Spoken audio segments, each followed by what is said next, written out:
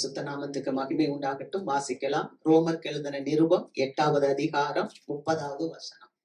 எவர்களை முன்குறித்தாரோ அவர்களை அழைத்தும் இருக்கிறார், எவர்களை அழைத்தாரோ அவர்களை நீதிமான்களும் ஆக்கியிருக்கிறார், எவர்களை நீதிமான்கள் ஆக்கினாரோ அவர்களை மகிமைப்படுத்தியும் இருக்கிறார். கர்த்தருக்கு மகிமை. அல்லேலூயா. எவர்களை முன் குறித்தாரோ அவர்களை அழைத்தும் இருக்கிறார், எவர்களை அழைத்தாரோ அவர்களை நீதிமான்களும் ஆக்கி இருக்கிறார், எவர்களை நீதிமான்கள் ஆக்கினாரோ அவர்களை மகிமையும் படுத்தி இருக்கிறார். கர்த்தருக்கு மகிமை. அல்லேலூயா. அப்ப இந்த வார்த்தை என்னன்னா, திருவிவிலியம் அதுல சொல்லப்பட்டிருக்கு, தாம் முன்குறித்து இருந்தோரை அவர் அழைத்திருக்கிறார். முன்குறித்து இருந்தோர் யாரெல்லாம் ஆண்டவர் முன்குறிச்சு தாயின் கர்ப்பத்திலே தெரிந்து கொண்டார், உலக தோற்றத்துக்கு முன்னாலே தெரிந்து கொண்டார். எரேமியா 1:5 எல்லாம் தாயின் கற்பத்திலேயே ஆண்டவர் தெரிஞ்சு கொள்கிறார். அல்லேலூயா. அதே மாதிரி யோவான் ஸ்நானனை பார்க்கும்போது தாயின் கற்பத்துல இருக்கும் போதே பரிசுத்தாவினால் நிரப்பப்பட்டிருந்தான். சோ ஆண்டவர் யார முன் குறித்து இருந்தாரோ அவர்களைத்தான் ஆண்டவர் என்ன பண்றாருன்னா அவருடைய சபைக்குள்ள கொண்டு வருகிறார். அல்லேலூயா. அவருடைய உடலாகிய திருச்சபைக்குள்ள ஆண்டவர் கொண்டு வருகிறார். அவர்கள் யார கொண்டு வருகிறாரோ அவர்களை தமக்கு ஏற்புடையவர்கள் ஆக்குகிறார். அல்லேலூயா. தமக்கு ஏற்புடையவர்கள் ஆக்குகிறார். அதுதான் நீதிமான்கள் ஆக்குகிறார்.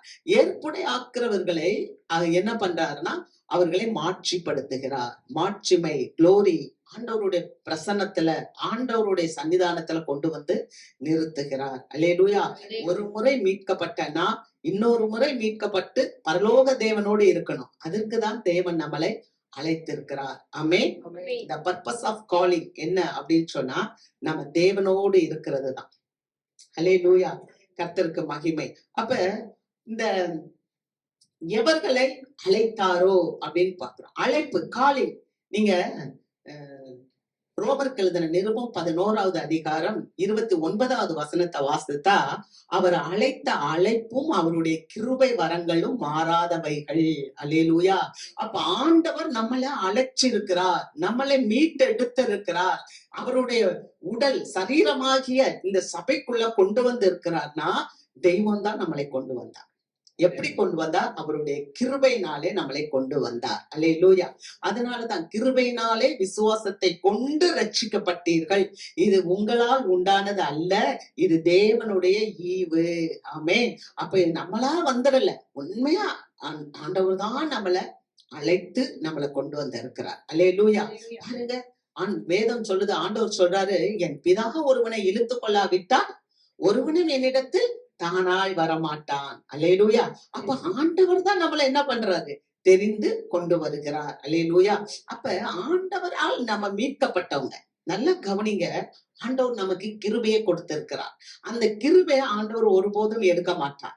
ஆண்டவர் தம்முடைய தன்மையில் மாறாதவர். அல்லேலூயா. கிருபைனா என்ன? கிருபைனா இரக்கம். கிருபைனா என்ன? தகுதி இல்லாத நமக்கு கொடுக்கப்படுகிற ஈவு. அல்லேலூயா. அதுதான் கிருபை. அந்த கிருபைய நாம காத்துக்கொள்ள வேண்டும். ஆமென். பாத்தீங்களா? 12 சீஷர்களை இயேசுதான் அழைச்சார், இயேசுதான் தெரிந்து கொண்டார். ஆனா அதுல ஒரு சீஷன் யூதாஸ் ஆண்டவரை மறுதலித்து அவரை காட்டி கொடுத்து அவர் கிருபையில இருந்து விழுந்து போயிட்டார். ஆனா அதே மாதிரி ஒரு மனுஷன் தான் பேதுரு. பேதுரு ஆண்டவரை மறுதலிச்சான். இந்த மனுஷனை நான் அறிய சொன்னான், சபிச்சான், சத்தியம் பண்ணனான். ஆனா அதுக்கு பிறகு அவன் என்ன பண்ணிட்டான் தெரியுமா? மனம் கசந்து அழுதான். ஐயோ, நான் ஆண்டவருக்கு இப்படி செஞ்சுட்டேனே, ஆண்டவரே என்ன மன்னியும் சொல்லி அவன் மனம் கசந்து அழுத போது ஆண்டவர் அவனை ஏற்றுக்கொண்டார். அல்லேலூயா. நம்முடைய வாழ்க்கையில நம்ம ஏதாவது ஒரு காரியத்துல பின்வாங்கி இருப்போம் சொன்னா இந்த நேரத்திலே கூட நம்ம ஆண்டவர் சமூகத்துல மனஸ்தாபப்பட்டு, மனஸ்தாபப்பட்டு ஆண்டவரே என்னை ஏற்றுக்கொள்ளும் என்று சொல்லி நம்ம உள்ள வந்துடணும். ஏன்னா தேவன் அழைத்த அழைப்பும் அவருடைய கிருபை வரங்களும் மாறாதவைகள். அல்லேலூயா. சரி, இன்னைக்கு நம்ம பாக்குறோம், ஆண்டவர் யார அழைச்சார்? ஆண்டவர் பெரிய பெரிய மக்கள் எல்லாம் அழைக்கல. நீங்க வசனத்தை வாசிக்கும் போது வாசிங்க, 1 கொரிந்தியர் 1வது அதிகாரம் 26வது வசனம். எப்படி எனில் சகோதரரே, நீங்கள் அழைக்கப்பட்ட அழைப்பை பாருங்கள். மாம்சத்தின்படி ஞானிகள் அநேகர் இல்லை, வல்லவர்கள் அநேகர் இல்லை, பிரபுக்கள் அநேகர் இல்லை. எப்படி எனில் சகோதரரே, அவர் பவுல் சொல்றாரு, கொரிந்திய மக்களுக்கு சொல்றாரு, சகோதரரே நீங்கள் அழைக்கப்பட்ட அழைப்பை பாருங்க. நம்ம யாருன்றத பார்க்கணும். மாம்சத்தின்படி நம்ம ஞானிகள் அல்ல. இந்த உலகத்துல பெரிய பெரிய ஞானிகள் இருக்காங்க இல்லையா, பெரிய பெரிய அறிவாளிகள் இருக்காங்க. ஆனா அவர்களெல்லாம் ஆண்டவர் அழைச்சாரா? இல்ல. பெரிய பெரிய வல்லவர்கள் இருக்கிறாங்க, ஆனா அவங்கள இல்ல. ஆனா நீங்க வல்லவர்கள் இல்லை. அல்லேலூயா. நீங்க ஞானிகள் இல்ல. கர்த்தருக்கு மகிமை. ஆமென். உங்கள பிரபுக்கள் இல்ல, ரொம்ப ஐஸ்வர்யவான்கள் இல்ல. அல்லேலூயா. ஆனா கர்த்தர் உங்களையும் என்னையும் அழைத்திருக்கிறார். ஆமென். அப்ப ஆண்டவர் ஆண்டவர் யார அழைக்கிறாரு? ரொம்ப தாழ்மையில இருக்கிறவங்க தான். நீங்க உங்க அழைக்கப்பட்ட அழைப்பை பாருங்க. நீங்க ஞானிகள் இல்ல, நீங்க வல்லவர்கள் இல்ல, நீங்க பிரபுக்கள் இல்ல, ஆனாலும் தேவன் உங்களை அழைத்தார். அல்லேலூயா. கர்த்தருக்கு மகிமை. அப்ப எதுக்காக தேவன் நம்மளை எல்லாம் அழைச்சார்? நம்மளாம் சாதாரண மக்கள் தானே. எதுக்காக நம்மளை அழைச்சார் அப்படின்னா, நம்மளை ஆண்டவர் அவருக்கு முன்பாக நிறுத்தும்படி அழைத்திருக்கிறார். பெரிய கோல் அதுதான். இதுதான் கோல் நம்ம வாழ்க்கையில. இதை மறக்கவே கூடாது. எதுக்காக அழைத்தார் அப்படின்னு சொன்னா, எபேசியர் புஸ்தகம் 1வது அதிகாரம் 18வது வசனத்தை வாசிப்போம். தாம் நம்மை அழைத்ததினாலே நமக்கு உண்டாயிருக்கிற நம்பிக்கை இன்னதென்றும், பரிசுத்தவான்களிடத்தில் தமக்கு உண்டாயிருக்கிற சுதந்திரத்தினுடைய மகிமையின் ஐஸ்வர்யம் இன்னதென்றும். ஒரே நம்பிக்கை. தாம் நம்மை அழைத்ததினாலே நமக்கு உண்டாயிருக்கிற நம்பிக்கை இன்னதென்று. என்ன தெரியுமா? ஆண்டவர் நம்மளை அழைச்சார் ஒரே ஒரு நம்பிக்கைக்கு தான். என்னன்னு சொன்னா, பரிசுத்தவான்களுடைய சுதந்திரத்தில் பங்கடைவோம். ஆமென். அப்ப அப்படின்னா என்ன அப்படின்னா, நித்திய ஜீவனுக்குள்ளாக நம்ம பிரவேசிப்போம், நம்ம மறுரூபம் அடைவோம். இதுதான் நம்மளுடைய எதிர்கால நம்பிக்கை. அல்லேலூயா. நிறைய காரியங்கள் நம்ம யோசிக்கிறோம், நிறைய காரியங்கள் யோசிக்கிறோம். ஆனா தேவ பிள்ளைகளாகிய உங்களையும் என்னையும் ஆண்டவர் எதற்காக அழைத்தார் அப்படின்னா, நிலைவாழ்வை பெற்றுக் கொள்வதற்கும் மறுரூபம் அடைவதற்கும் எதிர்காலத்துக்குரிய நம்பிக்கையோடு நம்ம இந்த காலத்துல வாழும்படியாக ஆண்டவர் நம்மை அழைச்சார். நீங்க பாத்தீங்கன்னா, பழைய ஏற்பாட்டு காலத்துல ஒரு பெண்மணி இருந்தாங்க. எத்தனையோ பெண்மணிகளை குறிச்சு பாக்குறோம். நீங்க ரூத்த குறிச்சு பாக்குறோம். மோவாபை விட்டு வந்தாங்க, போவாச கல்யாணம் பண்ணாங்க, அந்த மாமியாருக்கு கூடவே இருந்தாங்க, ஒரு பெரிய சந்ததியை உருவாக்குனாங்க. அதே மாதிரி எஸ்தரை குறிச்சு பாக்குறோம். அவங்க ஒரு ஆர்பன் லேடி, அம்மா இல்ல அப்பா இல்ல, ஒரு அநாத பிள்ளையா இருந்த பிள்ளைய ஆண்டவர் உயர்த்தி ஒரு அகஸ்வர் மன்னனுக்கு மனைவியாக கொடுத்து யூதர்களுக்கு ரட்சிப்பு வாங்கி கொடுத்த ஒரு நல்ல பெண்மணியாக இருந்தாங்க. அல்லேலூயா. அதே மாதிரி புதிய ஏற்பாட்டிலையும் பாத்தீங்கன்னா, நம்ம பிரிஸ்கில்லாவை பத்தி பாக்குறோம், மற்றும் எத்தனையோ பெண்கள், கெங்கிரேயா நாட்டு ஊழியக்காரின்னு சொல்லி பாக்குறோம். இப்படியாக பல பெண்கள், ஆண்டவரோடு கூட இருந்த பெண்கள். லூக்கா 8வது அதிகாரத்துல பார்த்தா இயேசுவோடு பல பெண்கள் இருந்து ஊழியம் செய்தார்கள் அப்படின்னு. இப்படி எல்லாம் நிறைய காரியங்கள் பெண்களை பத்தி குறிக்கும் போது, ஆனா பழைய ஏற்பாட்டுல யோசுவா புஸ்தகம் 2வது அதிகாரத்துல ஒரு பெண்ணை குறிச்சு பாக்குறோம். யோசுவா என்ன பண்றாரு? சித்திம்ல இருந்த 2 வேவுக்காரர்களை அனுப்புறாரு. எங்க அனுப்புறாருன்னா, எரிகோ பட்டணத்துக்கு அனுப்புறாரு. நீங்க போய் எரிகோ பட்டணத்துல வேவு பார்த்துட்டு வாங்க, அந்த பட்டணத்தின் மக்கள் எல்லாம் எப்படி இருக்கிறாங்க. ஏன்னா அந்த பட்டணத்தை பிடிக்கணும். அதற்காக ஆண்டவர் சொன்னார், நீங்க அந்த பட்டணத்தை பிடிங்க அப்படின்னு சொல்லி பிடிச்சு நீங்க போய் அதுல வாழுங்க. அல்லேலூயா. அப்ப இவர் வேவு பார்க்க அனுப்பும் போது, அங்கே ஒரு வேசி என்று சொல்லப்பட்டிருக்கு. அவள் தொழிலே என்னன்னா, அவ ஒரு விலை மாது. அவளுடைய பெயர் என்ன அப்படின்னா ராகாப் என்று சொல்லப்பட்டிருக்கு. அந்த ராகாப்பின் இடத்துல இந்த வேவுக்காரங்க போறாங்க. இந்த 2 ஒற்றர்களும் அங்க போறாங்க.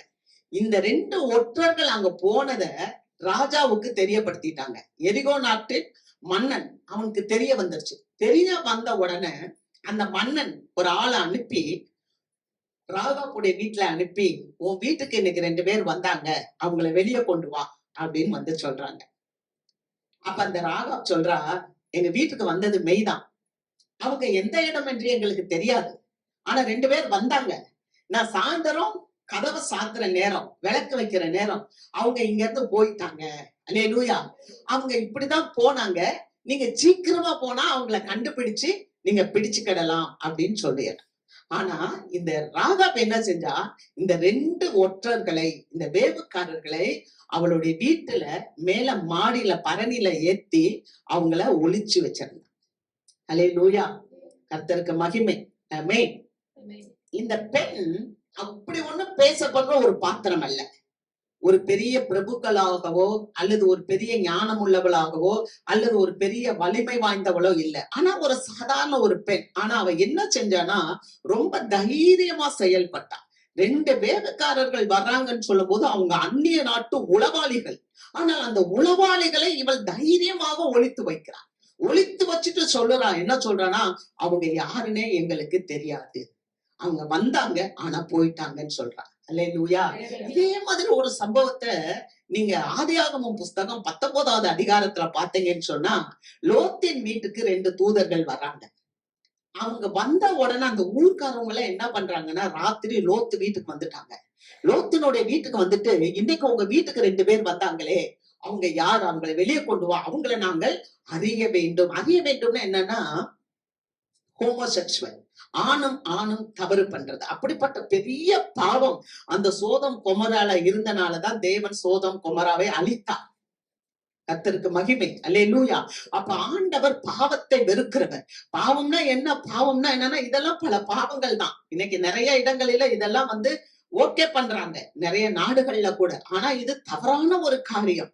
அப்ப அந்த வீட்டுக்கு, லோத்தினுடைய வீட்டுக்கு 2 தூதர்கள் வந்துட்டாங்கன்னு ஊரே கூடி அந்த 2 பேரை வெளியே விடு வெளியே விடுன்னு சொல்லி போது, அந்த லோத்து என்ன செஞ்சார் தெரியுமா? அப்படியே வெளியே கதவை திறந்து வெளியே சொல்றாரு, எங்க வீட்டுக்கு வந்த இந்த 2 தூதர்களுக்கு நீங்க ஒண்ணும் செய்யாதீங்கப்பா. அவங்க எங்க வீட்டுக்கு அடைக்கலமா வந்திருக்காங்க. அதுக்கு பதிலா என்கிட்ட 2 பெண்கள் இருக்கிறாங்க. என்னுடைய கர்ப்பப்பிறப்பு 2 பெண்கள் இருக்கிறாங்க. கன்னி பெண்கள், புருஷரை அறியாதவர்கள். அவங்கள உங்ககிட்ட கொடுக்குறேன். நீங்க அவங்களுக்கு உங்க இஷ்டப்படி செய்யுங்க. யாராவது நம்ம அப்படி சொல்லுவோமா? அப்ப எப்பேற்பட்ட ஒரு மனநிலை, நம்முடைய மனநிலைமையை தான் தேவன் பார்க்கிறார். நம்ம எப்படி வேணாலும் இருக்கலாம், ஆனால் தேவன் உள்ளத்தை பார்க்கிறார். அல்லேலூயா. நீங்க வாசிக்கலாம் 2 பேதுருவின் புஸ்தகம் 2வது அதிகாரம் 8, 9 வசனங்களை வாசிப்போம். நாள்தோறும் அவர்களுடைய அக்கிரம கிரியைகளை கண்டு கேட்டு நீதியுள்ள தன்னுடைய இருதயத்தில் வாதிக்கப்பட்ட நீதிமானாகிய லோத்தை அவர் ரட்சித்திருக்க, பாருங்க, நாள்தோறும் அவர்களுடைய அக்கிரம கிரியைகளை கண்டு, அந்த இடத்துலதான் அந்த நீதிமானாகிய லோத்து இருக்கிறாரு. அந்த ஊர்ல நடக்கிற அந்த காரியத்தெல்லாம் பார்த்து கேட்டு அவர் தன்னுடைய நீதி உள்ள இருதயத்துல பாதிக்கப்பட்டதுனால ஆண்டவர் நீதிமானாகிய லோத்தை ரட்சித்தார். என்ன பண்ணார் தெரியுமா? அந்த ஊரை அக்கினியினால சுட்டு எரிக்கும் போது லோத்தை மட்டும் தேவன் வெளியே கொண்டு காப்பாற்றினார். அல்லேலூயா. காரணம் என்ன தெரியுமா? தேவனுடைய பிள்ளைகள், தேவனுடைய தூதர்கள் வந்தபோது தேவனுடைய தூதர்களை காத்ததுனால அவனோட நீதிமானாக விளங்கினான். அடுத்த வசனத்தை வாசிப்போம். 9வது. கர்த்தர் தேவபக்தி உள்ளவர்களை கர்த்தர் தேவபக்தி உள்ளவர்களை சோதனையினின்று ரட்சிக்கவும், சோதனையிலிருந்து ரட்சிக்கவும், அக்கிரமக்காரரை ஆக்கினைக்குள்ளானவர்களாக நியாய தீர்ப்பு நாளுக்கு வைக்கவும் அறிந்திருக்கிறார். பார்க்கிறோம், ஆண்டவர் தேவபக்தி உள்ளவர்களை ரட்சிக்கிறார். அல்லேலூயா. துன்மார்க்கர்களே ஆக்கினைக்குள்ளாக தீர்க்கிறார். அப்ப அந்த பெண் என்ன பண்றா? அந்த வந்த ஒற்றர்களை வீட்டின் மேல ஒளித்து வைக்கிறார். எப்படி இங்க லோத்து தன் வீட்டுக்கு வந்தவரை காப்பாற்றுகிறாரோ, அதே மாதிரி இந்த பெண்ணும் கூட என்ன பண்றா? ஒளிச்சு வைக்கிறா. ஒளிச்சு வச்சுட்டு இவங்க எல்லாம் போன வீட்டுக்கு அந்த மக்களோட போய் பேசுறா. பேசும்போது அவ சொல்றா, உங்களுக்கு தேவன் இந்த தேசத்தை ஒப்பு கொடுப்பார். அல்லேலூயா. உங்களுக்கு இந்த நாட்டை ஆண்டவர் ஒப்பு கொடுப்பார். அது மாத்திரம் இல்ல, உங்களை குறிச்ச திகில் எங்களுக்கு உண்டாயிருக்கு. திகில், பயம், உங்களை குறிச்ச பயம் எங்களுக்கு உண்டாயிருக்கு. அதோடு கூட அவ சொல்றா, உங்களை குறிச்சு தேசத்தின் ஜனங்கள் சோர்ந்து போனார்கள். நல்லா யோசித்து பாருங்க. எரிகோ என்பது ஒரு நல்ல பட்டணம். அந்த பட்டணத்துல யாரெல்லாம் இருக்கிறாங்க? உங்களுக்கு நம்ம நிறைய வசனங்களை படிக்கிறோம். எரிகோவில இருந்து ஆண்டவர் எரிகோ கிட்ட வரும்போதுதான் ஒரு சகையுவை பார்க்கிறார். சகேயும் மனம் திரும்புறான். அவன் யாருன்னா எரிகோ பட்டணத்துல இருக்கிறவன். எரிகோ பட்டணத்துலதான் அந்த ஏரோது இருந்தார். ஏரோது மாளிகை கட்டி அங்கதான் இருந்தார். அந்த எரிகோ பட்டணத்துல நிறைய திருடர்கள் இருப்பாங்க. அதனாலதான் அங்க நம்ம ஆண்டவர் வந்து லூக்கா 10வது அதிகாரத்துல நல்ல சமாரியன் கதை சொல்லும் போது, எருசலேமிலிருந்து இருந்து ஒருத்தன் எரிகோவுக்கு போகும்போது கள்ளர் கையில் அகப்பட்டான். அல்லேலூயா. அப்ப அப்படிப்பட்ட பட்டணம், அது சாபம் நிறைந்த ஒரு பட்டணம். அங்க வந்து விக்கிரக வணக்கங்கள் நிறைந்த பட்டணம். ஆனா அந்த பட்டணத்தின் குடிகளை அழிக்க வேண்டும், அந்த பட்டணத்தின் குடிகளை சுட்டரிக்க வேண்டும். அதுக்காக தான் யோசுவா 2 பேரை அனுப்புறாரு. அல்லேலூயா. நீங்க போய் உளவு பார்த்து கொண்டு வாருங்கள், அந்த பட்டணத்தையும் அந்த பட்டணத்தின் குடிகளையும் அழித்து அதுல இருக்கிற எல்லாவற்றையும் சங்காரம் பண்ண வேண்டும் என்ற ஒரு காரியத்துக்காக அனுப்பும் போது, அந்த பட்டணத்துக்கு வந்த உளவாளிகள்ட்ட இந்த அம்மா சொல்றா, இந்த தேசத்தை ஆண்டவர் உங்க கையில ஒப்பு கொடுத்துட்டாரு, உங்க கையில கொடுத்துட்டாருப்பா. உங்களுக்கு குடிச்ச திகில், நடுக்கம், பயம் எங்களுக்கெல்லாம் இருக்குது. தேசத்தின் குடிகள் எல்லாம் சோர்ந்து போயிருக்காங்க அப்படின்றா. அது மட்டும் இல்ல, அவ சொல்றா, அடுத்து என்ன சொல்றா, நீங்க செங்கடலை கடந்து வந்தீங்கல்ல, வரும்போது செங்கடலை ஆண்டவர் வற்றி போக பண்ணினார். அல்லேலூயா. அதை நாங்கள் கேள்விப்பட்டோம். பாருங்க, ஒரு வேசிதான், ஒரு விபச்சாரியான ஸ்திரீ தான், ஒரு விலை மாதுதான், எல்லாராலும் ஒரு புறக்கணிக்கப்பட்ட பெண் தான். ஆனால் அவள் அந்த சூழ்நிலையிலும் யெகோவா தேவனை அறிந்து வைத்திருந்தாள். அல்லேலூயா. அந்த சூழ்நிலையிலும் அவள் தன்னுடைய தேவன் யெகோவா தேவனை அவள் அறிந்து வைத்திருந்தாள். அந்த இடம் முழுவதும் சாபம் நிறைந்த இடம், அந்த இடம் முழுவதும் விக்கிரக ஆராதனை நிறைந்த இடம். அப்படிப்பட்ட இடத்துல ஒரு ஒழுக்கக்கேடான ஒரு வாழ்க்கை வாழ்ந்து கொண்டிருந்தாலும் அவள் உன்னதமான தேவனை பற்றி கேள்விப்பட்டாள். அவள் சொன்னார், உங்களுடைய தேவன் செங்கடலை வற்றி போக பண்ணினார். நீங்கள் யோர்தானை கடந்து வரும்போது நீங்கள் அங்கே சீகோனுக்கும் ஓகுக்கும் செய்த காரியம், அந்த ராஜாக்களை நீங்கள் சங்காரம் பண்ணினதெல்லாம் நாங்க கேட்டோம். எங்கள் இருதயம் கரைந்து போயிருச்சுப்பா. அதை கேட்கும் போது எங்களுடைய இருதயம், கல்லான இருதயம் கரைஞ்சு போச்சு. ஏன்னா உன்னதமான தேவன் ஒருத்தர் இருக்கிறாரு, செங்கடலையே அவர் வந்து கடக்க பண்றாரு, வற்ற பண்ணுகிறார். எப்பேற்பட்ட தேவன். அல்லேலூயா. வார்த்தையை கேட்கிறா, கேள்விப்பட்டு அவர் சொல்றா, எங்களுடைய இருதயம் கரைந்து போயிற்று. அது மாத்திரமல்ல, இங்க இருக்கிற எல்லாருடைய தைரியம் அற்று போயிற்று. ஆமென். அல்லேலூயா. அருமையான தேவ மக்களை, இன்றைக்கு நாம கூட ஆண்டவருடைய வார்த்தையை கேள்விப்படுற சொல்லணும். நம்ம வாசிக்கிறோம் ரோமருக்கு எழுதின நிருபம் 10வது அதிகாரம் 17 வாசி. ஆதலால் விசுவாசம் கேள்வியினாலே வரும், ஆதலால் விசுவாசம் கேள்வியினாலே வரும், கேள்வி தேவனுடைய வசனத்தினாலே வரும். கேள்வி தேவனுடைய வசனத்தினாலே வரும். அல்லேலூயா. விசுவாசம் கேள்வியினாலே வரும். அல்லேலூயா.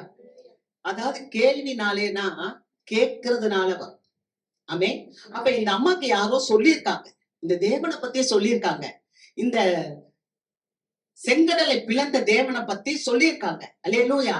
இந்த ஓகையும் சீகோனையும் அழித்த தேவனை பத்தி சொல்லியிருக்காங்க, இந்த வல்லமை உள்ள தேவனை பத்தி அவங்க சொல்லியிருக்காங்க. இத அவங்க கேள்விப்பட்டிருக்காங்க. அதனாலதான் இங்க வசனம் சொல்லுது, விசுவாசம் கேள்வியினாலே வரும்.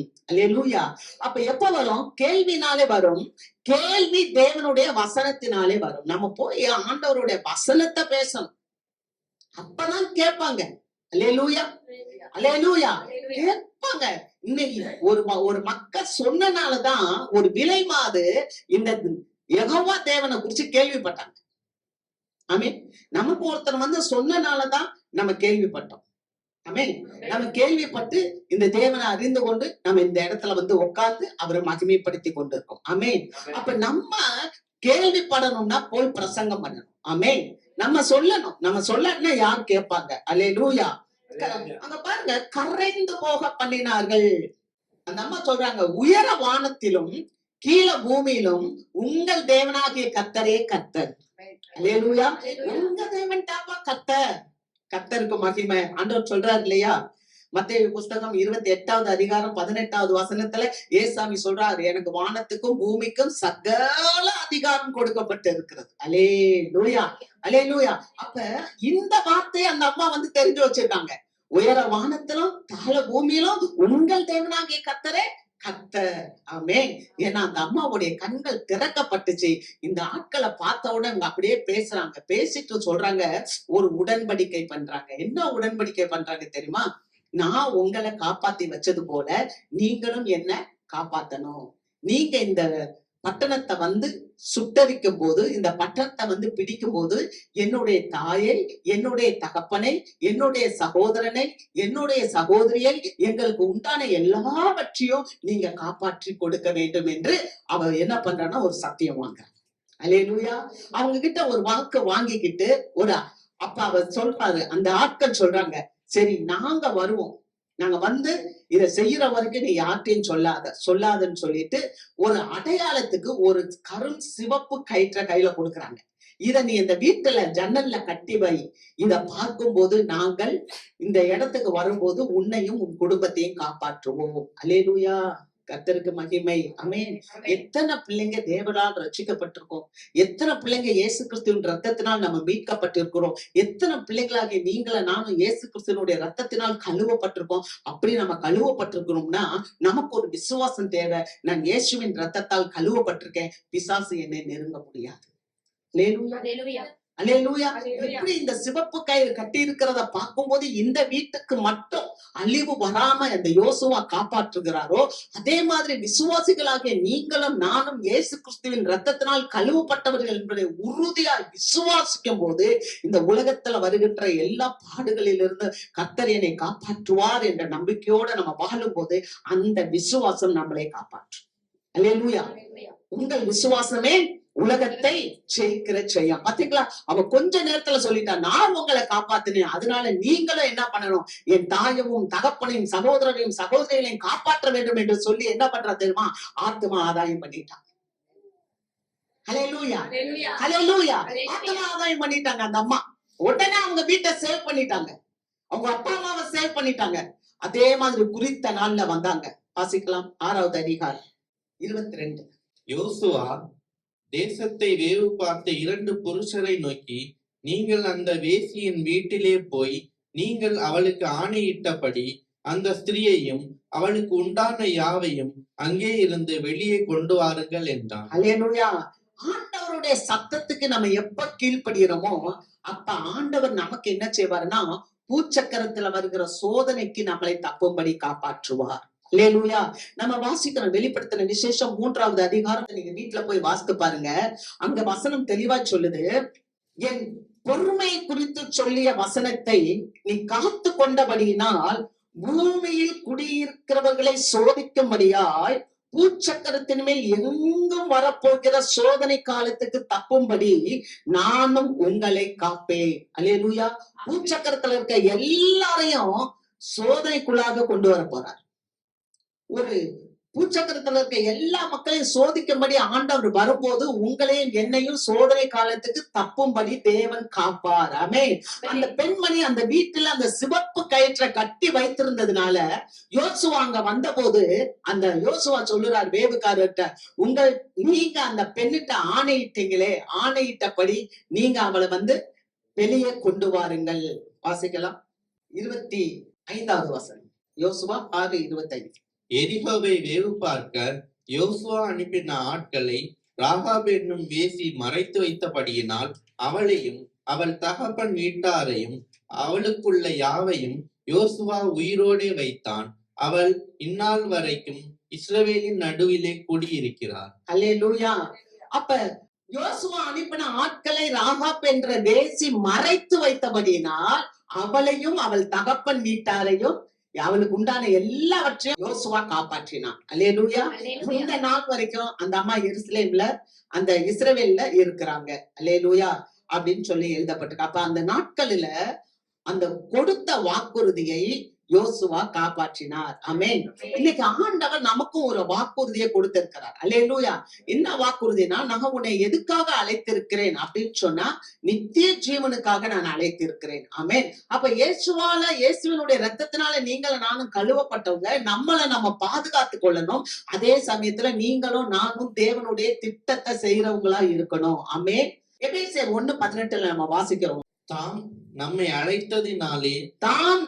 அழைத்ததினாலே நமக்கு உண்டாயிருக்கிற நம்பிக்கை இன்னதென்று. அல்லேலூயா. தாம் தம்மை அழைத்ததினாலே நமக்கு உண்டாயிருக்கிற நம்பிக்கை. நல்லா கவனிங்க. அதுதான் நம்பிக்கை. எது நம்பிக்கை? ஆண்டவர் நமக்கு என்ன சொன்னார் தெரியுமா?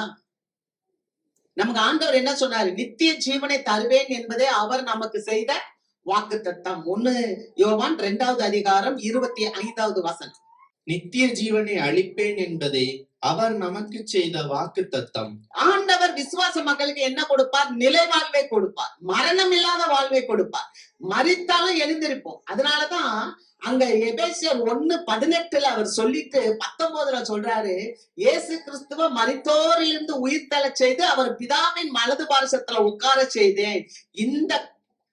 இதை நீங்க அறிந்து கொள்ளும்படி உங்களுடைய மனக்கண்கள் திறக்கும்படி நான் வேண்டிக் கொள்கிறேன். அல்லேலூயா. பவுல் சொல்றார்.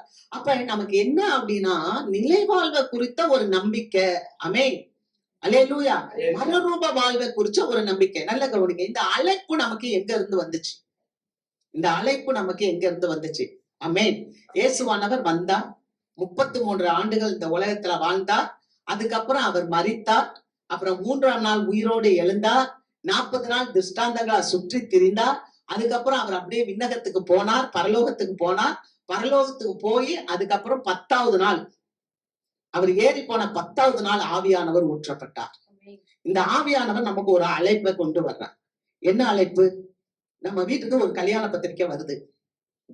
கல்யாண பத்திரிக்கை வந்தா நம்ம என்ன பண்ணுவோம்? முதல்ல இந்த கல்யாண பத்திரிக்கை எங்க இருந்து வந்திருக்குன்னு பார்ப்போம்.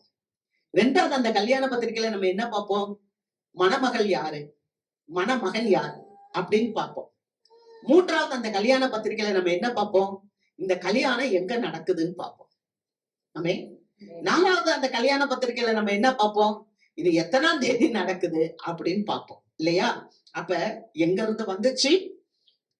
இல்லையா? வீட்டுல ஒரு போஸ்ட் கார்டு வந்துருச்சுன்னா அந்த கல்யாண பத்திரிக்கை எங்க இருந்து வந்துச்சு, மணமக்கள் யாரு, எங்க நடக்குது, எந்த தேதியில நடக்குது அப்படின்னு பார்ப்போம். அதே மாதிரி நமக்கு கொடுக்கப்பட்ட இந்த அழைப்பு எங்க இருந்து வந்துச்சுன்னா விண்ணகத்திலிருந்து வந்திருக்கு. அல்லேலூயா. அப்ப பரிசுத்த ஸ்தலத்தில் இருந்தும் பரிசுத்த சிங்காசனத்திலும் ஆண்டவராகிய இயேசு கிறிஸ்து உட்கார்ந்து இருக்கிறாரு. அவர் பரிசுத்த ஆவியை அனுப்பி நமக்கு ஒரு அழைப்பை கொடுத்திருக்கிறார். என்ன அழைப்புன்னு சொன்னா, நம்மள அவர் காலையில் கூப்பிடுறார். அவர் எதுக்கு கூப்பிடுறார்? நல்ல கவனிங்க. நம்ம இப்ப எந்த இடத்துக்கு நம்ம போகணும் அப்படின்னு சொன்னா, எங்க இருந்து அழைப்பு வந்துச்சோ அந்த இடத்துக்கு தான் கல்யாணம் நடக்க போகுது. அல்லேலூயா. எந்த இடத்துல இருந்து அழைப்பு வந்துச்சோ அந்த இடத்துக்கு தான் கல்யாணம், திருமணம் நடக்க போது. அந்த இடத்துக்கு தான் நீங்களும் நானும் போக வேண்டும். அல்லேலூயா. ஆக ஆண்டவர் இந்த அழைப்பை கொடுத்திருக்கிறார். ஆண்டவர் ஒரு ஓமை சொல்றார், ஒரு வார்த்தை சொல்றார். என்னன்னு சொன்னா, நீங்க லூக்கா எழுதின நற்செய்தி நூல் வீட்டுல போய் படிச்சு பாருங்க. 14வது அதிகாரத்தை படிக்கும் போது ஒரு ராஜகுமாரனுக்கு கல்யாணம் நடக்குது. அவங்க எல்லாருக்கும் போய் பத்திரிக்கை வைக்கிறாங்க, அழைப்பு கொடுக்கறாங்க. அப்ப அந்த ராஜகுமாரனுடைய கல்யாணத்துக்கு அழைக்கப்பட்டவர்கள் எல்லாம் வரல.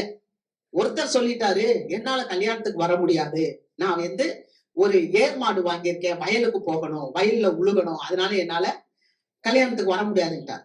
இன்னொருத்தர் என்ன பண்ணிட்டாரு, என்னால இப்ப வர முடியாது, ஏன்னு கேட்டா நான் இப்பதான் ஒரு பெண்ணை கல்யாணம் பண்ணியிருக்கேன், அதனால எனக்கு பெண்ணோட வாழ்க்கை இருக்கு, அதனால நான் கல்யாணத்துக்கு வர முடியாது. அப்ப இப்படி அழைக்கப்பட்டவங்களும் ஒவ்வொருத்தரும் ஒவ்வொரு காரியத்தை சொல்லி என்னால வர முடியாதுன்னு சொல்லிட்டாங்க. அப்ப இந்த ஊழியக்காரர் என்ன பண்றாரு, அந்த எஜமான் தன்னுடைய வேற ஊழியக்காரர்களை 2 பேரை அனுப்பி, நீங்க போங்க, ரோட்டோரங்கள், வேலிகள் அருகில இருக்கிறவங்க, நடு வீதிகள்ல இருக்கிறவங்க, இந்த ஏழைகள், எளியோர்கள், இவர்கள் எல்லாம் அழைச்சிட்டு வாங்க. அல்லேலூயா. இந்த கல்யாணத்துக்கு நீங்க இவங்களெல்லாம் அழைச்சிட்டு வாங்கன்னு சொல்லி ஆட்களை அனுப்புறார். நல்ல கவனிங்க. இப்ப வந்தவங்க எல்லாம் யாருன்னு சொன்னா, ஏழைகளும் எளியோர்களும் நடு வீதியில இருக்கவங்க தான். அழைக்கப்பட்டவங்க யாரு? ராஜகுமாரனுக்கு கல்யாணம்னா ராஜ அந்தஸ்துல இருக்கவங்க தான் கூப்பிடுவாங்க. இல்லையா? சாதாரண ஆளுகளை கூப்பிடுவாங்களா? கூப்பிட மாட்டாங்க. அந்த அந்தஸ்துல இருக்கிறவங்களதான் கூப்பிடுவாங்க. ஆனா அந்த அந்தஸ்துல இருக்கவங்க வரல. அப்படி வரலன்னு சொன்ன உடனே இவங்க என்ன பண்ணிட்டாரு, சரி இவங்க வராட்டினா பரவாயில்லப்பா, இந்த ரோட்டோரம் இருக்கிறவங்க எல்லாம் கூப்பிடுங்கப்பா அப்படின்னு கூப்பிட்டுட்டு வந்துட்டாரு. இப்ப ரோட்டோரம் இருக்கிற மக்கள் வந்துருச்சு. இந்த மக்கள் இந்த ராஜகுமாரனுடைய கல்யாணத்துக்கு வந்ததுக்கான ஒரு அந்தஸ்தை கொடுக்கணும். ஆமே. ரோட்டோரத்துல இருக்கவங்க எப்படி இருப்பாங்க?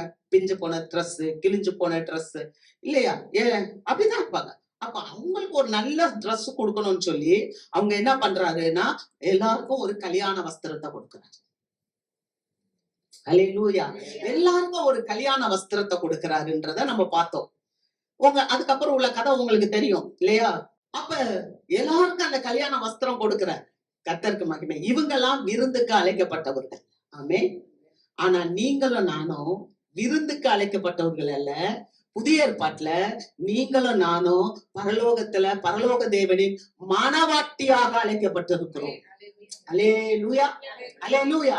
நாம பார்வையாளர்களாக அல்ல, நம்ம கல்யாணத்துல போய் கலந்து கொள்ளுகிறவர்களாக அல்ல, சபையை தேவன் மனவாட்டியாக அழைத்திருக்கிறார். அதுக்குத்தான் ஆண்டவர் நம்மளை அழைத்தார். ஆமென். எவர்களை முன்குறித்தாரோ அவர்களை அழைத்தார், எவர்களை அழைத்தாரோ அவர்களை நீதிமான்களாக்கினார். பெர்ஃபெக்ஷன் பண்றார். ஆமென். அல்லேலூயா. அப்ப சபையில வந்திருக்கும் போது தேவன் நம்மள பூரண ரட்சிப்புக்குள்ளாக வழி நடத்துவார். ஆமென். அப்ப அந்த பூரண ரட்சிப்புக்குள்ள நம்ம கடந்து போகணும். முதல்ல ஒரு ரட்சிப்பு, அது பாவத்துல இருந்து ஒரு விடுதலை. ஆனா பாவத்துல இருந்து விடுதலையான விசுவாசி அப்படியே இருக்க மாட்டாங்க. அந்த பாவத்துல இருந்த விசுவாசி இப்ப பூரண ரட்சிப்புக்குள்ளாக கடந்து போக வேண்டும். அதைத்தான் நம்ம ரோமருக்கு எழுதின நிருபம் 8வது அதிகாரம் 24வது வசனத்துல நம்ம வாசிக்கலாம். முதல் பகுதி. அந்த நம்பிக்கையினாலே நான் ரட்சிக்கப்பட்டு இருக்கிறோம். அல்லேலூயா. அந்த நம்மளுடைய ரட்சிப்பு எந்த நம்பிக்கை? பரலோக நம்பிக்கை. அல்லேலூயா. பரலோக நம்பிக்கை. நீங்களும் நானும் மனவாட்டியாக வேண்டும். ஆமென். அதனாலதான் பவுல் ரொம்ப பிரயாசப்படுறார். வாசிக்கலாம். 2 கொரிந்தியர் புஸ்தகம் 11வது அதிகாரம் 2வது வசனம். நான் உங்களை கற்புள்ள கன்னிகையாக கிறிஸ்து என்னும் ஒரே புருஷனுக்கு ஒப்பு கொடுக்க நியமித்தபடியால் உங்களுக்காக தேவ வைராக்கியம் கொண்டிருக்கிறேன். அல்லேலூயா. கொரிந்தியருக்கு சொல்றாரு, கொரிந்திய சபையை பார்த்து சொல்றாரு, நான் உங்களை கற்புள்ள கன்னியாகிய கிறிஸ்து என்ன ஒரே புருஷனுக்கு ஒப்பு கொடுக்க நியமித்தபடியால் உங்களுக்காக தேவ வைராக்கியம் கொண்டிருக்கிறேன். ஆமென். அல்லேலூயா. பவுல் ஸ்தாபித்த அந்த கொரிந்து சபை மக்களுக்கு வைராக்கியம் பாராட்டுறார். என்ன வைராக்கியம் தெரியுமா? நீங்க எல்லாம் கற்புள்ள கன்னிகையா கிறிஸ்து என்ற புருஷனுக்கு ஒப்பு கொடுக்கணும் நியமிக்கப்பட்டிருக்கிறதுனால நீங்க எப்படி இருக்கணும்னு சொன்னா பரிசுத்தமா. அல்லேலூயா. அதுக்காக நான் வைராக்கியம் பாராட்டுறேன். இன்னைக்கு நம்ம சபையில இன்னைக்கு போற நாட்கள் இப்ப கடைசி காலத்துல வேற விதமா சபை போகுது. சபை வேற விதமா போகுதுங்க. கண்ணீரா இருக்கு. உனக்கு வீடு வேணுமா? வா. உனக்கு பெரிய வீசா வேணுமா? வெளிநாட்டுக்கு போக வா. பெரிய பெரிய ஆசீர்வாதம்னா என்ன தெரியல, ஜனங்களுக்கு தெரியல. இதெல்லாம் ஆசீர்வாதமா? படிப்பறியும் இல்லாத பேதமை உள்ளவர்கள் இவர்கள் இப்படி பேசுறார்களே, இவர்கள் யார் என்று கேட்டாங்க. சொன்னாங்க, இவர்கள் தேவனோடு இருந்தவர்கள், இவர்கள் இயேசுவோடு இருந்தவர்கள். அல்லேலூயா. இயேசு என்ற ஒருத்தர் இருந்தாதாங்க ஆசீர்வாதம். நீங்க எதை ஆசீர்வாதம் நினைக்கிறீங்கன்னு தெரியல. ஆசீர்வாதம் அப்படின்னா இயேசுதான் ஆசீர்வாதம். அதனாலதான் அந்த ஆண்டவர் அனுப்புனார், இயேசுவை அனுப்புனார். அதனாலதான் இவர் சொல்றாரு, உன்னை நான் கற்புள்ள கன்னிகையா கொடுக்க வேண்டும். ஆமென். எந்த ஒரு மனுஷனும் கற்புள்ள கன்னியா கொடுக்கணும்னு தான் நினைப்பாங்க. அல்லேலூயா. கர்த்தருக்கு மகிமை. வாசிக்கலாம். 1 தெசலோனிக்கேயர் புஸ்தகம் 4வது அதிகாரம் 7வது வசனம். தேவன் நம்மை அசுத்தத்திற்கல்ல பரிசுத்தத்திற்கே அழைத்திருக்கிறார். தேவன் நம்மை அசுத்தத்திற்கல்ல பரிசுத்தத்துக்கே அழைத்திருக்கிறார். அல்லேலூயா. யாராவது இன்னைக்கு பரிசுத்தத்தை பத்தி பேசுறோமா? யாராவது இன்னைக்கு நீதியை பத்தி பேசுறோமா? ஏன் தெரியுமா? வேதம் சொல்லுது, பரிசுத்தம் இல்லாமல் ஒருவனும் தேவனை தரிசிக்க முடியாது. அல்லேலூயா. பரிசுத்தமே இல்லாத ஒரு வாழ்க்கை வாழ்ந்துட்டு நான் பரலோக தேவனை என்னால பார்க்கவே முடியாது. நம்ம விளிம்புலயே நிக்க கூடாது. நான் ரட்சிக்கப்பட்ட புதுசுல பாவத்துல இருந்து விடுதலையாக்கப்பட்ட போது நான் எப்படி இருந்தேன்னா அதே விளிம்புல இருந்துட்டு நான் இன்னும் உள்ள போக மாட்டேன், நான் கடந்து போக மாட்டேன்னு சொன்னா அது ஒரு நித்திய வாழ்க்கைக்கு நம்மளால போக முடியாது. நம்ம நிலை வாழ்வுக்குள்ள போகணும்னா சில கடினமான வழிகளுக்குள்ளாக நம்ம போகணும். அல்லேலூயா. நம்ம விசாலமான இடத்தை தேடிட்டு இருக்க முடியாது. ஆண்டவர் சொல்லுகிறார், இடுக்கமான வாசலுக்குள்ளே பிரவேசிங்க, அதுதான் உங்களுக்கு ஜீவன் என்று சொல்லுகிறார். கெட்டுக்கு போகிற வாசல் விசாலமா இருக்கு, அதை கண்டுபிடிக்கிறவங்க அநேக. ஆண்டவர் சொல்ற கலப்பையில கை வச்சுட்டு பின்னிட்டு பார்க்காத. அல்லேலூயா. அப்ப பின்னிட்டு பார்த்த நம்ம லோத்த குறிச்சு பார்க்கிறோம், லோத்தினுடைய மனைவியை குறிச்சு பார்க்கிறோம். உப்புத்தியம் ஆயிட்டா. நம்ம பின்னால பின்னால பார்க்க வேண்டிய, ஐயோ இதெல்லாம் விட்டு வந்தோமே, இதெல்லாம் விட்டு வந்தோமே. ஆபிரகாம் குறிச்சு வாசிக்கிறோம் எபிரேயர் 11. அவர்கள் விட்டு வந்த தேசத்தை திரும்ப போய் பார்க்கணும்னா அவங்களுக்கு சமயம் கிடைச்சிருக்கும். ஆனா அதுல மேலான பரமதேசத்தை அவர்கள் நாடினார்கள். நம்மளுடைய நாட்டம் என்ன? மாட்சி பெற வேண்டும். அல்லேலூயா. அவருடைய மகிமையிலே நாம் சேர வேண்டும். கர்த்தருக்கு மகிமை. எவர்களை அழைத்தாரோ அவர்களை நிரப்பினா நீதிமான்களாக்கினவரை மகிமையும் படுத்தினார். மகிமைப்படுத்த நாம் மகிமைப்பட வேண்டும். மகிமை என்பது என்ன? இயேசு எங்க இருக்கிறாரோ அங்க போய் அவரோட நம்ம மனவாட்டியா உட்கார்றதுதான். அதுக்குதான் ஆண்டவர் நம்மளை பரிசுத்தப்படுத்துகிறார். கண்கள்ல ஒரு பரிசுத்தம். இன்னைக்கு நம்ம இந்த ராகாப்ப கொடுத்து கேட்டோம். எத்தனை பேர் நம்ம தீர்மானம் எடுக்கிறோம் நம்ம வாழ்க்கையில? நான் என் குடும்பத்தை காப்பாத்துவேன், என் பிள்ளைங்களை நான் காப்பாத்துவேன், என்னுடைய கணவர், என்னுடைய மனைவி, என்னுடைய தாய், என்னுடைய தந்தை, அத்தனை பேருக்கு நான் உத்தரவாதி. தேவன் நம்மளை பரிசுத்தத்துக்கு தான் அழைச்சிருக்கிறார். அல்லேலூயா. வாசிக்கலாம் 2 தெசலோனிக்கேயர் 2வது அதிகாரம் 14வது வசனம். நீங்கள் நம்முடைய கர்த்தராகிய இயேசு கிறிஸ்துவின் மகிமையை அடையும் பொருட்டாக எங்கள் சுவிசேஷத்தினாலே அந்த ரட்சிப்புக்கு அவர் உங்களை அழைத்தார். அல்லேலூயா. நீங்கள், அவர் சொல்றார், பவுல் சொல்றார், அடுத்த தெசலோனிக்கேயர் சொல்றார், தம்முடைய கர்த்தராகிய இயேசு கிறிஸ்துவின் மகிமையை அடையும் பொருட்டாக. அப்ப நம்ம சொல்றோம் இல்லையா, ஆண்டவர் யார அழைச்சாரோ அவங்களை நீதிமானாக்கி அவர்களை மகிமையும் படுத்தி இருக்கிறார். சும்மா நம்ம கிரேஸ் அக்காவே புடிச்சிட்டு இருக்க கூடாது, குளோரி அக்காவையும் பிடிக்கணும். கிரேஸ் கிருபன்ட்டே இருக்கக்கூடாது. அடுத்து குளோரி குளோரி குளோரி, மகிமை மகிமை மகிமை என்று நினைக்கும். ஆமென். கடந்து போகணும், மகிமைக்குள்ள போகணும். அப்ப இங்க சொல்றாரு, நம்முடைய கர்த்தராகிய இயேசு கிறிஸ்துவின் மகிமையை அடையும் பொருட்டு எங்கள் சுவிசேஷத்தினாலே அந்த ரட்சிப்புக்கு அவர் உங்களை அழைத்தார். ஆமென். மகிமைக்காக அந்த சுவிசேஷம் வெளிவருது. ஆமென். மகிமையின் ஐஸ்வர்யம், மகிமையினுடைய ரட்சிப்பு. நீங்க அதுக்காக தான் ஆண்டவர் இந்த சுவிசேஷத்தை உங்களுக்கு கொடுத்து உங்களை அழைத்தார் அப்படின்னு பவுலடியார் சொல்லுகிறார். ஆமென். ஏன்னு சொன்னா மகிமையை பெறணும். மண்ணிலிருந்து உருவாக்கப்பட்டவன் மண்ணுக்குரிய சாயலா இருக்கிறான், விண்ணிலிருந்து உருவாக்கப்பட்டவன் மின்னுக்குரிய சாயலா இருக்கிறான். வாசிக்கலாம் 1 கொரிந்தியர் 15வது அதிகாரம் 48வது வசனம். மண்ணானவன் எப்படிப்பட்டவனோ மண்ணானவர்களும் அப்படிப்பட்டவர்கள். மண்ணானவர்களும் அப்படிப்பட்டவர்களே. அதனாலதான் மண்ணான ஸ்பாவத்துல இருக்கக்கூடாது, ஆதாமுடைய ஸ்பாவத்துல இருக்கக்கூடாது. அல்லேலூயா. ஆதாம் வீழ்ந்து போயிட்டான் பாருங்க. காயின் தன்னுடைய சகோதரனே என்ன பண்ணிட்டான்? கொலை செஞ்சிட்டான். உன் சகோதரனுக்கு என் சகோதரனுக்கு என்ன நான் காவலாளியா? இல்லையா? அப்படியெல்லாம் நம்ம அந்த மண்ணான மனுஷனுடைய இதுல இருக்கக்கூடாது. வானத்துக்குரியவர் எப்படிப்பட்டவரோ வானத்துக்குரியவர்களும் வானத்துக்கு உரியவர்களாகிய நீங்களும் நானும் இயேசுவை போல ஆனவர்கள். ஆமென். வானத்துக்கு உரியவர் எப்படிப்பட்டவர்? இயேசுவானவர்.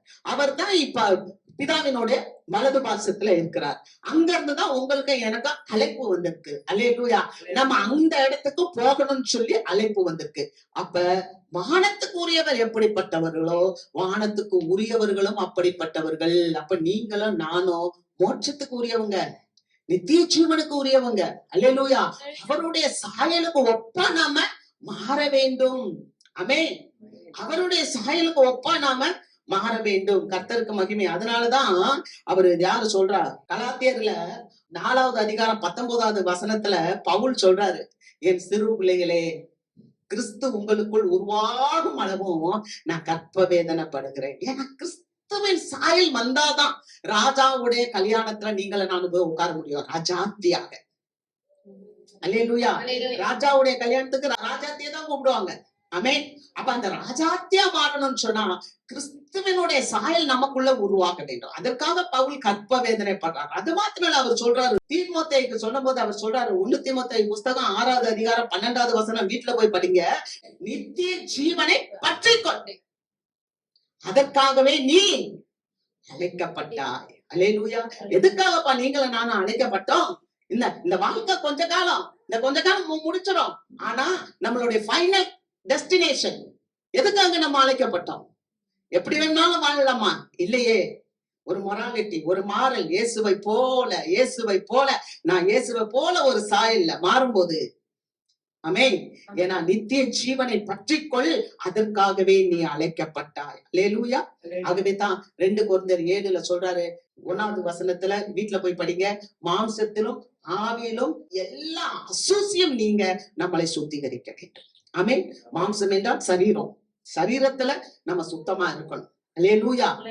நம்ம சரீரத்துல செய்யற எந்த தப்பானாலும் தேவன் கணக்கு கேட்பார். நீ கோவம் போடுறியா? தண்ணி அடிக்கிறீங்களா? விபச்சாரம் வேசித்தனம் பண்றோமா? கேட்பா. ஏன்னா ஒரு விசுவாசிக்கு அந்த சரீரம் ஆண்டவர் ஆலயம். அல்லேலூயா. ஆண்டவர் வாழ்ற ஆலயம். இந்த ஆலயத்துல விபச்சாரத்துக்கோ வேசித்தனத்துக்கோ கோயிலைக்கோ தண்ணிக்கோ இடம் கிடையாது. அது மாத்திரம் இல்ல, சிந்தையில நீ நினைச்சாலே தப்பு. அப்ப ஆவியில அசுஸ்தி இருக்க கூடாது. அல்லேலூயா. கர்த்தருக்கு மகிமை. தேவன் நம்மளை எவ்வளவு காரியங்களை இந்த நாட்கள்ல அழைச்சிருக்கிறார். ஏன்னா அழைக்கப்பட்டது தேவனுடைய பிள்ளைகளுக்கு தேவன் அந்த தேவ சாயலை தருவார். எல்லாருக்கும் இல்ல, எவர்கள் முன்குறிக்கப்பட்டாங்களோ அவங்களதான் தேவன் அழைச்சார். ஆமென். அழைச்சவங்களதான் அவர் மகிமைப்படுத்துகிறார். அடுத்து இறுதியாக 1 யோவான் 3வது அதிகாரம் 1 to 3 வாசித்து நிறைவு செய்யும். நாம் தேவனுடைய பிள்ளைகள் என்று அழைக்கப்படுவதனாலே பிதாவானவர் நமக்கு பாராட்டின அன்பு எவ்வளவு பெரிதென்று பாருங்கள். அல்லேலூயா. நாம் தேவனுடைய பிள்ளைகள் என்று அழைக்கப்பட்டதுனாலதான் பிதாவானவர் நமக்கு ஒரு பெரிய அன்பை கொடுத்தாரு. என்ன தெரியுமா? அதுதான் யோவான் 3:16. தன்னுடைய ஒரே பேரான குமாரனை விசுவாசிக்கிறவன் எவனோ அவன் கெட்டு போகாமல் நித்திய ஜீவனை அடையும்படிக்கு அவரை தந்தரில் இவ்வளவாய் உலகத்தில் அன்பு கூர்ந்தார். அப்ப பிதாவாகிய தேவன் நம்ம மேல காட்டின அன்பு எவ்வளவு என்று பாருங்கள். உலகம் அவரை அறியாதபடியினாலே உலகம் இந்த உலகத்துக்கு உரிய மக்கள் அவரை அறியாதபடியினாலே நம்மையும் அறியவில்லை. ஒருவேளை நீங்க பரிசுத்தமா நீதியா உண்மையா கிறிஸ்துவின் சாயல நடக்கும்போது உங்களை என்ன பண்ணுவாங்கன்னா பைத்தியம் சொல்வாங்க. பிரியமானவர்களே, இப்பொழுது தேவனுடைய பிள்ளைகளாய் இருக்கிறோம். இனி எவ்விதமாய் இருப்போம் என்று இன்னும் வெளிப்படவில்லை. ஆகிலும் அவர் வெளிப்படும் போது அவர் இருக்கிற வண்ணமாகவே நாம் அவரை தரிசிப்பதினால் அவருக்கு ஒப்பாயிருப்போம் என்று அறிந்திருக்கிறோம். அல்லேலூயா. பிரியமானவர்களே, இப்பொழுது நாம் தேவனுடைய பிள்ளைகளாய் இருக்கிறோம். இனி நாம் எப்படி இருப்போம் என்று வெளிப்படவில்லை. ஆகிலும் வெளிப்படும் போது, இயேசுவானவர் வெளிப்படும் போது நாமும் அவரை போலவே இருப்போம். ஆமென்.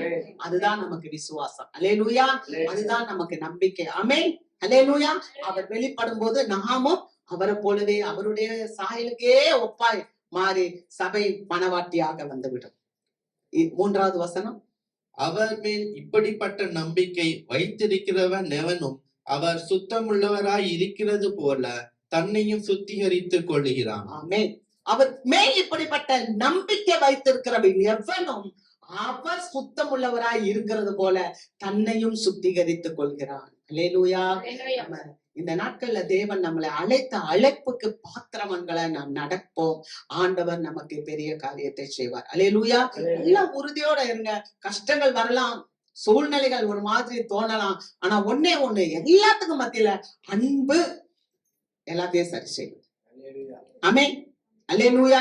அன்பு என்ற ஒரு கேடகம் நமக்கு கிட்ட இருந்துச்சுன்னா அந்த அன்பு நம்மளை எல்லாத்துல இருந்து காப்பாத்திரும். அல்லேலூயா. இயேசுவின் மேல முதலாவது அன்பு, 2வது காண்கின்ற மனிதர்கள் மேல அன்பு. ஆமென். அப்படிதான் அவர் சொன்னார், முழு உள்ளத்தோடு முழு பலத்தோடு முழு மனதோடு உன் தேவனாகிய கர்த்தரிடத்தில் அன்பு கூறுவாயாக. அதுக்கப்புறம் நீ உன்னிடத்தில் அன்பு கூறுவது போல உன் சகோதரனிடத்திலும் அன்பு கூறுவாயா. அல்லேலூயா. இந்த ஆண்டுல இந்த புதிய மாதத்துல ஆண்டவர் சொன்ன இந்த வார்த்தையை நாம விசுவாசிப்போம், காத்துக்கொள்வோம். கர்த்தர் பெரிய காரியங்களை செய்வார். அல்லேலூயா. திருவிருந்துக்கு நாம் எழுந்திருப்போம்.